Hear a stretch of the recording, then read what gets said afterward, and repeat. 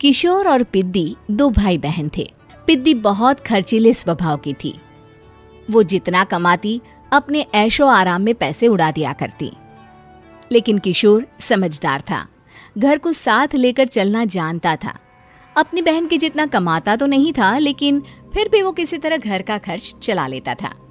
एक दिन पिद्दी किशोर से कहती है, किशोर तुम थोड़ा ज्यादा क्यों नहीं कमाते? मेरे दोस्त रोज मेरा मजाक उड़ाते हैं। अरे बहन, मैं कोशिश तो कर रहा हूँ। अच्छा सुनो, अगले महीने रक्षाबंधन है, मुझे सोने का हार चाहिए, इससे कम कुछ भी ना लूंगी। अरे दिला दूंगा बहन। किशोर को पूरी रात नींद नहीं आती। उसके दिमाग में बस ये चल रहा था कि उसकी माली हालत इतनी बिगड़ चुकी है, अब वो सोने का हार कहाँ से लाएगा। अगले दिन किशोर सुबह सुबह घर से ये बोलकर निकल गया कि पिद्दी, मैं गांव से बाहर जा रहा हूँ, कुछ दिन घर नहीं आऊंगा। किशोर ने अपने काम के साथ साथ फेरी में कपड़े बेचने भी शुरू कर दिए, जिससे वो ज्यादा से ज्यादा पैसे कमा सके। रात में वो एक बिल्डिंग की चौकीदारी भी करने लगा। अपने काम से थोड़ा बहुत समय निकालकर बस कुछ घंटे की नींद ले पाता था। और कब वो कुछ दिन एक महीने में बदल गए और रक्षाबंधन भी आ गया, पता ही नहीं चला। लेकिन किशोर अभी तक घर वापस नहीं लौटा। जहां वो काम करता था, पिद्दी के नाम का गुल्लक रखा हुआ था। किशोर ने उस गुल्लक को फोड़ा और सारे पैसे इकट्ठा करके एक सोने का हार खरीद लिया। घर में पिद्दी किशोर का इंतजार कर रही थी। तभी किशोर आता है। कहाँ चले गए थे? 4 दिन का कहा था और 1 महीने से पता नहीं कहाँ गायब हो गए थे। मैंने बस एक हार मांगा था और तुमने तो घर ही छोड़ दिया। अरे मुझे थोड़ा काम मिल गया था। कुछ नहीं, सब समझती हूँ, बहाने थे तुम्हारे। अपनी बहन के लिए इतना भी नहीं कर सकते, कैसे भाई हो? चलो यहाँ बैठो, राखी बांधती हूँ। पिद्दी ने किशोर को राखी बांधी। वैसे ही किशोर ने अपनी बहन के हाथ में सोने का हार रख दिया। उसकी खुशी का कोई ठिकाना नहीं था। वो मिठाई खिलाए बिना ही नेकलेस लेकर चली गई और शीशे के सामने अपने गले में हार रखकर देखने लगी। किशोर ने लड्डू उठाया और खुद ही खा लिया। ऐसे कई साल गुजर गए। एक दिन पिद्दी की नौकरी छूट गई। अब वो पूरी तरह किशोर पर डिपेंड हो गई थी। आए दिन किशोर को अपने महंगे महंगे शौक गिनाकर उससे पैसे मांगा करती थी। किशोर कुछ पैसे देना, मुझे पार्लर जाना है। किशोर बिना कुछ बोले उसे पैसे दे देता। ये क्या, 500? अरे इतने में तो मुझे पार्लर में एंट्री मिलेगी बस। अच्छा देता हूँ ना ज्यादा। अरे कैसे भाई हो, अपनी बहन के लिए इतना भी नहीं कर सकते। किशोर ने जेब से 2000 का नोट निकाला और उसे दे दिया। किशोर गरीबी में रह लेता था, लेकिन अपनी बहन को कभी कोई कमी नहीं होने देता था। बेटा, पिद्दी तुम्हारी बहन है, उसे कभी किसी चीज की कमी मत होने देना और उसका ध्यान रखना, क्योंकि भाई का फर्ज होता है अपनी बहन का ध्यान रखना। किशोर ने माँ की कही ये बात हमेशा के लिए याद कर ली थी। शायद माँ की इसी बात की वजह से किशोर पिद्दी की हर जिद पूरी करता चला आ रहा था। किशोर, आज मैं अपने दोस्तों के साथ पार्टी करने जा रही हूँ, मुझे कुछ पैसे दो ना। किशोर पिद्दी को समझाता है, लेकिन पिद्दी नाराज होकर चली गई और अपने कमरे में सुबक सुबक कर रोने लगी। किशोर अपनी जेब से कुछ पैसे निकालता है और पिद्दी को दे देता है। किशोर खुद कभी अच्छे कपड़े नहीं पहनता, लेकिन पिद्दी को राजकुमारी की तरह रखता। पिद्दी के जाने के बाद किशोर अपने काम पर निकल गया। एक तरफ पिद्दी अपने दोस्तों के साथ मस्ती कर रही थी, तो वहीं दूसरी तरफ किशोर पैसे कमाने के लिए कड़ी मेहनत कर रहा था। कुछ और दिन ऐसे ही बीत गए। एक दिन पिद्दी एक लड़के को लेकर घर आई और उसे किशोर से मिलवाया। किशोर, मुझे इस लड़के से शादी करनी है, लेकिन इनके मम्मी पापा बोल रहे हैं कि उनको दहेज में एक कार चाहिए, तभी वो मेरा और पंकज का रिश्ता कबूल करेंगे। लेकिन बहन, कार खरीदना कोई सब्जी खरीदने के बराबर तो नहीं है। अरे कैसे भाई हो तुम, अपनी बहन के लिए इतना नहीं कर सकते? देखो, मैं ज्यादा इंतजार नहीं कर सकती, तुम्हें 1 साल में मेरे लिए कार खरीदनी ही होगी। अच्छा पंकज, एक काम करो, कल तुम अपने माता पिता को घर बुला लो, मैं उनसे तुम्हारे और पिद्दी के रिश्ते की बात कर लेता हूँ। अगले दिन किशोर के छोटे से घर में पंकज और उसके माता पिता आते हैं। बेटा, तुम्हारी बहन ने हमारी शर्त तो बता ही दी होगी। जी। बेटा तुम तो इतने छोटे घर में रहते हो, दहेज कहाँ से लाओगे? मैं अपनी बहन की खुशी के लिए सब कुछ कर सकता हूँ। पंकज और पिद्दी का रिश्ता तय हो जाता है। किशोर अब अपनी क्षमता से 4 गुना ज्यादा काम करने लगता है। सुबह सबके घरों में न्यूज़पेपर फेंकता, दिन में मजदूरी करता और रात में चौकीदारी करता। खूब मेहनत करके किशोर ने अपनी बहन की शादी के लिए पैसे जुटा लिए। उसने अपनी बहन के लिए कार खरीद ली। जब वो पिद्दी के ससुराल वालों से मिलने गया तो उन्होंने किशोर से और पैसों की मांग की। इस बार किशोर हार चुका था। पिद्दी माफ करना, मैं तुम्हारी शादी उस लड़के से नहीं कर सकता। वो लालची लोग हैं, उन्हें सिर्फ पैसों से मतलब है। देखो किशोर, मैं पंकज से ही शादी करूंगी। क्योंकि पिद्दी ने तो किशोर की बात न मानने की जैसे कसम खा रखी थी। किशोर ने पंकज को घर बुलाया। पंकज, तुम अपने माता पिता को समझाते क्यों नहीं हो? भैया, वो हमारी शादी के लिए मान गए, मेरे लिए तो यही बहुत बड़ी बात है। हम एक काम कर सकते हैं, दहेज की रकम में से कुछ पैसे मैं आपको दे देता हूँ। अरे लेकिन समाज वाले क्या कहेंगे? अरे जब दुनिया को पता चलेगा तब ना।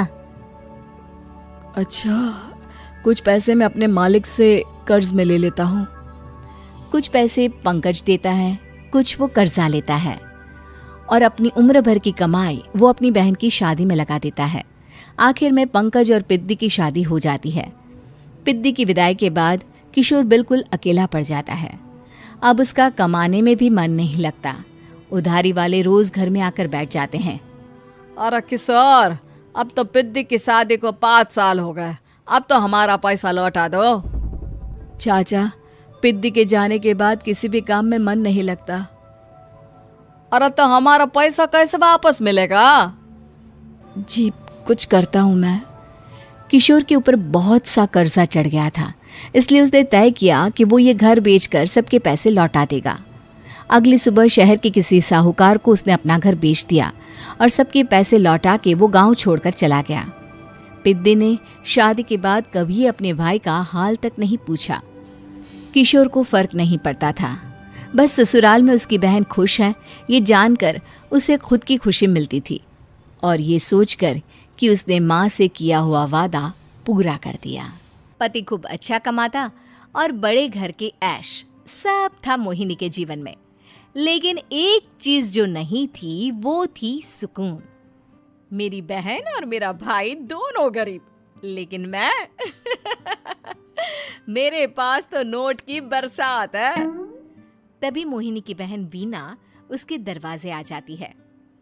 अरे मोहिनी, कैसी है? मेरे घर में ना सिलेंडर खत्म हो गया है। तेरे पास तो इतने पैसे हैं, भरवा देना मेरा सिलेंडर। पैसे जैसे ही आ जाएंगे मैं दे दूंगी। तभी मोहिनी का पति राकेश आ जाता है। क्या है वीना, ये अपने घर की परेशानी हम लोगों के घर ना गाया करो। तुम्हारी बहन को तुम लोगों पर तरस आ जाता है और वो पैसे देने लग जाती है। मुझे ये बिल्कुल पसंद नहीं है। ओ जीजा जी, नहीं, मैं तो वो बस अच्छा, मैं चलती हूँ। वीना वहाँ से चली जाती है। उसके जाने के बाद अच्छा किया जो आपने सुना दिया। अरे न जाने क्या सोचकर मेरे घर आ जाती है कि जैसे यहाँ तो भंडारा भरा है। अरे कितना तो दे दिया। अच्छा जी, जरा 1000 तो देना। वो बिन्नी दीदी है ना, उनके घर जा रही हूँ। उनका पोता हुआ है तो मुंह दिखाई दे दूंगी। हाँ, उन लोगों के आगे तो शो ऑफ किया करो। वो खुद को बड़ा अमीर शो करते हैं ना, दिखा दे कि तू भी किसी से कम नहीं है। हाँ जी, इसी के लिए तो जा रही हूँ। मोहिनी तैयार होकर अपनी बुआ की बेटी के घर जाती है, जहाँ उसके पोते का कार्यक्रम चल रहा होता है। वहाँ वीना भी आई होती है। अरे वीना, क्या जरूरत थी यहाँ आने की?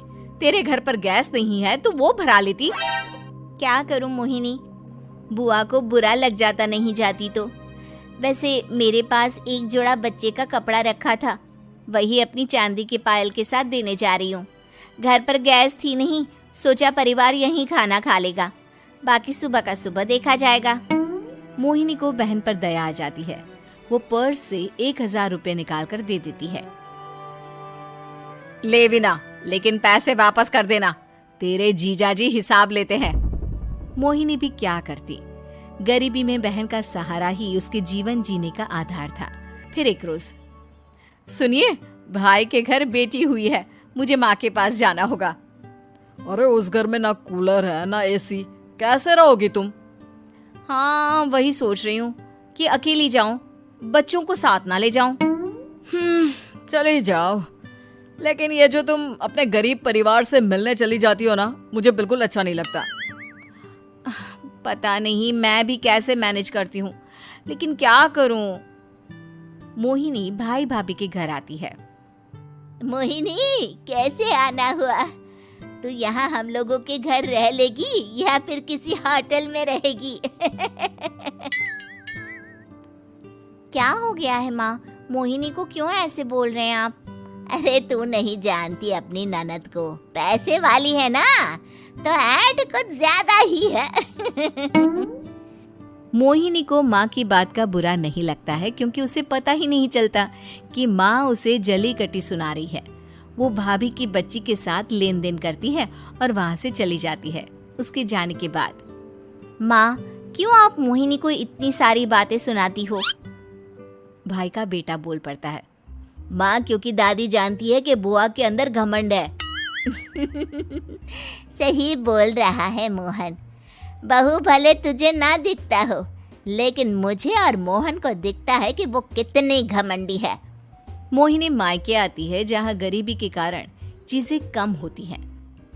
इस मोहन के बच्चे को काम पर लगा दो ना, किसी दुकान या किसी होटल में, बर्तन बर्तन धो लिया करेगा, कम से कम 4 पैसे और आएंगे घर में। देख मोहिनी, माना तेरे पास पैसा है, लेकिन तेरे भाई के दिन इतने भी बुरे नहीं चल रहे कि वो अपने बच्चे की पढ़ाई रुकवाकर उससे बर्तन धुलवाए। मोहन माँ की ओर देखता है, जैसे आंखों से बोल रहा हो, देख लिया बुआ का हाल। हाँ मोहिनी, बात तो सही है, लेकिन अभी मोहन को पढ़ना है। आखिर तुम भी तो अपने दोनों बेटों को पढ़ा रही हो ना। मेरे बेटों से कैसे कंपेयर कर सकती हैं आप? अरे वो तो कलेक्टर बनेंगे। हाँ, कल को वो मोहन को नौकरी में रख लेंगे, क्यों? मोहिनी कुछ दिन और रहकर चली जाती है। धीरे धीरे दिन बीतता है। मोहन बड़ा होता है और कड़ी मेहनत से सफल भी हो जाता है। मोहिनी, माँ के जाने के बाद तो तुमने भाई भाभी के घर जाना छोड़ ही दिया, क्यों? वो क्या है ना, उन लोगों का घर छोटा है, मेरे बच्चे जाना ही नहीं चाहते। पर तुझे क्यों अचानक मायके की बात याद आ गई? यार, मेरा तो मायका है, भाई भाभी है, मेरा तो आना जाना लगा ही रहता है। हाँ, क्योंकि तुझे आदत है ना ऐसे छोटे से घर में और कम पैसे में रहने की। वैसे क्या खबर है आजकल मायके की अपने? अब वो घर छोटा और कम पैसे का नहीं रहा, क्योंकि मोहन तो बहुत बड़ा आदमी बन गया है। फिर क्या? मोहिनी भाभी को फोन करती है। मोहन किसी बड़ी कंपनी का मैनेजर हो गया है क्या भाभी? क्या ये सच है? हाँ मोहिनी दीदी, अब तो हम लोगों के गरीबी के दिन कट गए। आपके भाई ने कोई अच्छे कर्म किए होंगे, जो हम लोगों का बेटा इतना अच्छा कमा रहा है। देख लो भाभी, पहले भी आपने कई गलतियां की थी, आप थोड़ा संभल कर चलना। भाभी को मोहिनी की बात समझ में नहीं आती कि वो क्या कहना चाहती है। फिर एक दिन वीना मोहिनी से कहती है, मोहिनी, हमारा भतीजा मोहन अच्छा कमा रहा है, क्यों ना मैं अपने बेटे की नौकरी के लिए उससे बात करूं? अरे बुआ का बेटा है, ये सोचकर मदद तो करेगा ना। हाँ हाँ, क्यों नहीं करेगा, उसके बुरे दिन में तो हम भी खड़े थे। मोहन को वीना फोन करती है और अपने बेटे की मदद करने की बात करती है। हाँ हाँ बुआ, क्यों नहीं, आप सिद्धार्थ को भेज दें, मैं अपनी ही कंपनी में उसकी नौकरी करवा देता हूँ। दिन बीतते हैं, अब वीना के हालात भी अच्छे हो जाते हैं। क्या बात है वीना, तूने भी कार ले ली, वो भी इतनी अच्छी? हाँ मोहिनी, अपने भतीजे के कारण तो हम लोगों के दिन अच्छे हो गए। उसने सिद्धार्थ की नौकरी लगवा दी है, वो भी शानदार। ठीक है, लेकिन पैसे ख्याल से खर्च करना। वो क्या है ना, पैसे आने आसान है लेकिन संभालने मुश्किल। मोहिनी घर पर अपने पति से बात करती है। देखो ना, सबके पास पैसे हैं, एक वक्त था जब मैं ही अमीर हुआ करती थी। लगता है कि ज्यादा दिन नहीं रह पाओगी, मेरी नौकरी को कुछ साल ही बचे हैं और तुम्हारे दोनों लड़के निकम्मे हैं, उन लोगों को बोलो ना कि नौकरी करे। तभी वहां मोहिनी के बेटे भी आ जाते हैं। अरे हमें क्या मोहन समझा है जो दिन रात गधे की तरह काम करते रहे। खैर, दिन फिरते हैं और मोहिनी के पति की नौकरी भी खत्म हो जाती है। मोहिनी क्या करे, थोड़े से पैसे में गुजारा नहीं हो रहा है। तो क्या करे, मेरी समझ में कुछ नहीं आ रहा। मोहन को बोलो ना कि वो इन दोनों के लिए नौकरी देखे, जैसे सिद्धार्थ के लिए नौकरी देखी है। मोहिनी क्या कहती, उसे अपने वो दिन याद आ जाते हैं जब उसने भाभी से मोहन को नौकर बनने की सलाह दी थी। क्या हो गया, क्या सोच रही हो मोहिनी? यही कि वक्त कभी भी किसी का भी पलट सकता है। ऊपर वाले से डर कर रहना चाहिए।